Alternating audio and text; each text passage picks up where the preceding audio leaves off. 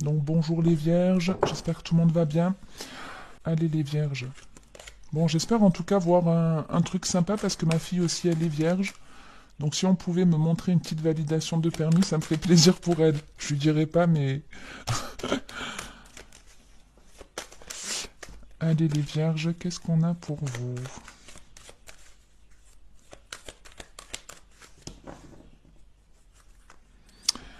On a le coquillage et la grand-mère. Donc ici, on peut vous parler du fait de se sentir bien, de faire preuve de maturité, d'avoir une forme de sagesse, même si vous n'êtes pas forcément âgé comme une grand-mère peut l'être. Peut-être que vous avez justement cette connaissance, ce savoir, vous savez vous écouter, vous savez vous faire du bien, ou vous avez peut-être une grand-mère qui veut votre bien-être aussi.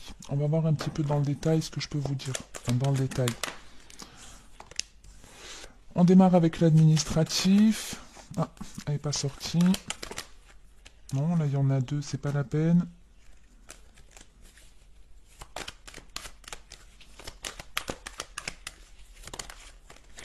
Les trois astres.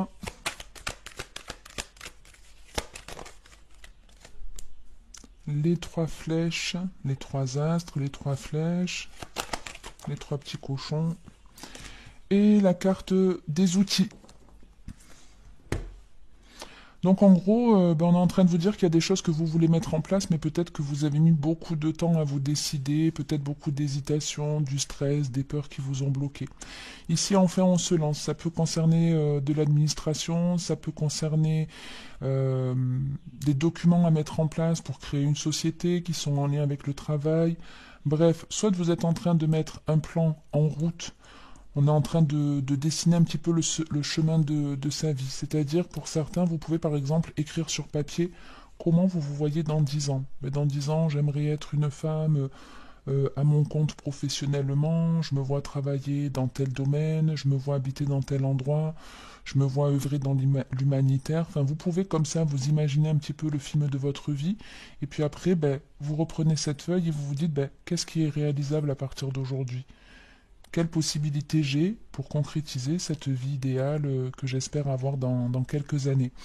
Donc soit c'est ça, que vous êtes en train de mettre un plan pour votre propre vie, vous êtes en train de dessiner votre destin, soit vraiment vous êtes en train de faire des papiers. En tout cas, faites-les, c'est quelque chose qui va vous faire du bien. C'est vrai que quand on procrastine, on est toujours en train de se dire « Oh là là, faut que je fasse la déclaration d'impôt, faut que je fasse la déclaration d'impôt. » Normalement, quand on fait la déclaration d'impôt, j'ai pas le souvenir de l'avoir faite, la mienne. Bon, pour le coup, ça m'a pas stressé, hein, j'y ai pas du tout pensé. N'hésitez pas à me dire en commentaire si c'est le moment, s'il vous plaît. Parce que d'ici la fin de la guidance, j'aurais oublié. Donc ici, si vous avez des papiers à faire, faites-les. Parce que quand on procrastine, ça pollue notre cerveau. On est sans arrêt en train d'y penser, alors qu'une fois que c'est fait, on s'en libère. Donc ici, soit vous dessinez le chemin de votre vie, soit vous mettez un plan en route, des documents en route, et ça va occasionner apparemment plusieurs choix. Plusieurs choix. C'est-à-dire qu'il peut y avoir plusieurs possibilités ici pour réparer des choses, pour guérir de certaines situations, soit simplement le fait de dessiner votre chemin de vie, ça va vous ouvrir plusieurs voies professionnelles.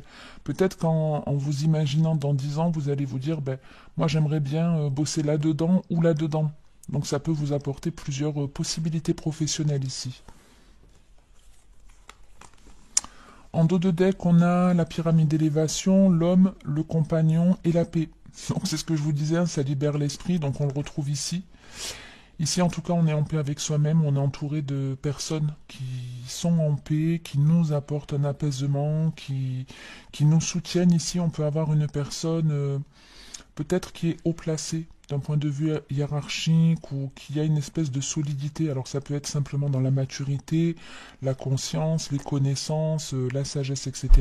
Mais ça peut réellement être quelqu'un qui a un capital, on va dire, immobilier important ou financier important. Et peut-être que vous allez avoir des choix à faire dans le travail. Et ce choix, il peut être parmi ces personnes-là. C'est-à-dire on a envie de s'associer, de créer sa société, on va commencer l'administratif, on va commencer à prévoir les choses, mais à un moment donné on va se dire, mince, j'ai envie par exemple, je sais pas, d'ouvrir un salon d'esthétique, j'ai toujours voulu ça, je me serais toujours vu moi faire l'esthéticienne et qu'il y ait une coiffeuse, avec qui je vais m'associer.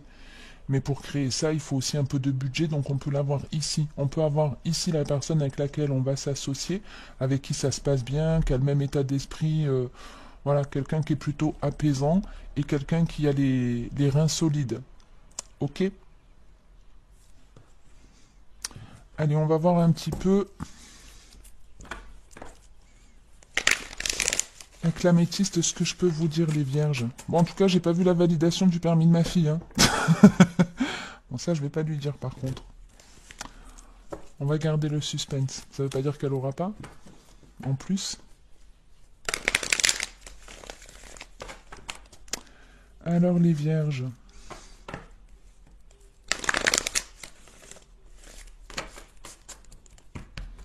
Ah, et ici, on peut avoir aussi, hein, si vous avez par exemple pas mal de blessures, de traumatismes, d'anxiété ou autre, il y a peut-être des personnes avec qui vous allez parler ou avec qui vous avez discuté ou lire par exemple certains livres de développement personnel. C'est quelque chose qui va vous apporter une compréhension et il y aura plusieurs solutions pour guérir. Vous voyez, pour certains, par exemple, ça peut être, ben, je vais aller faire de l'hypnose. Il y en a, ça va être, je vais aller voir un kinésiologue, un énergéticien, une cartomancienne. Il peut y avoir plusieurs solutions pour guérir d'un mal-être.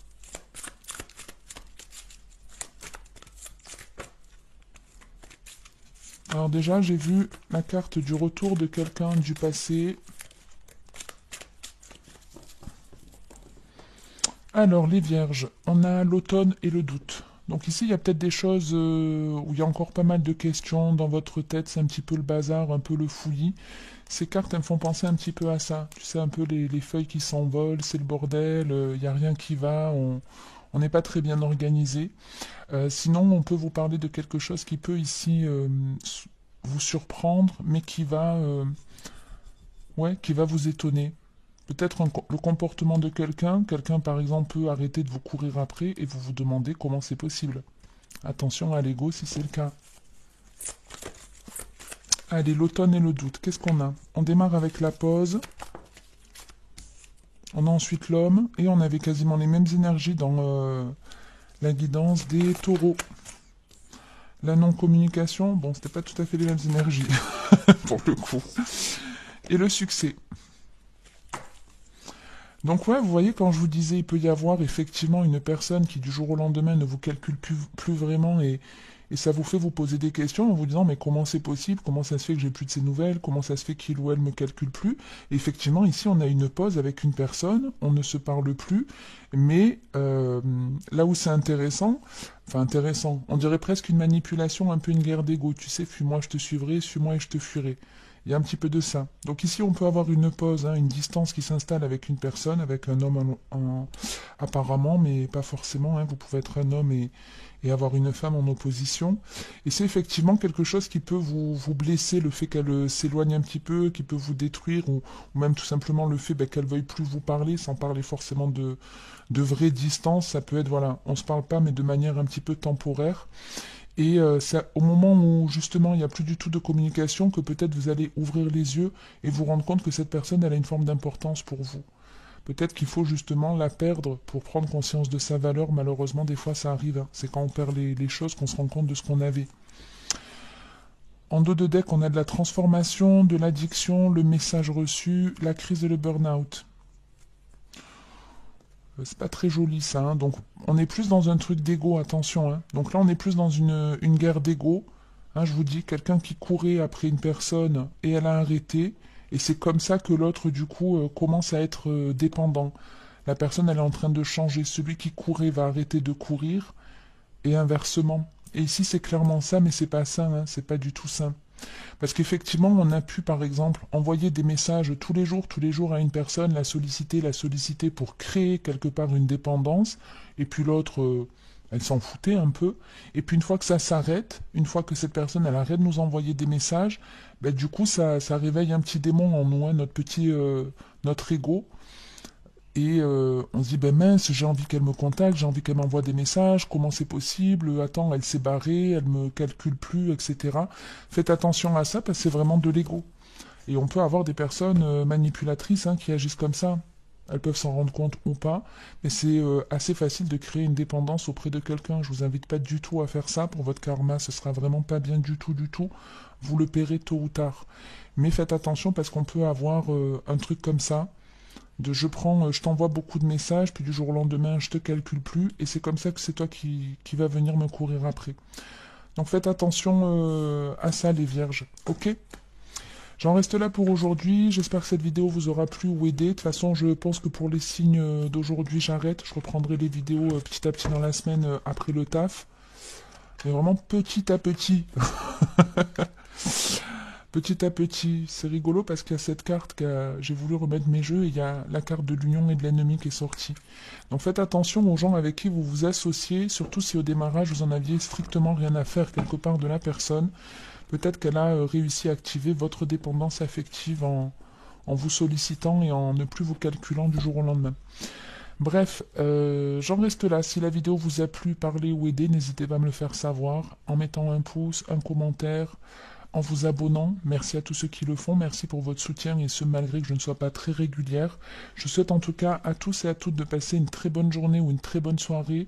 Je ne sais pas quand je reviendrai, mais je reviendrai. En attendant la prochaine vidéo, comme d'habitude, le mot d'ordre ici, c'est de prendre soin de soi. Donc vous savez ce qu'il vous reste à faire les vierges. Ciao ciao.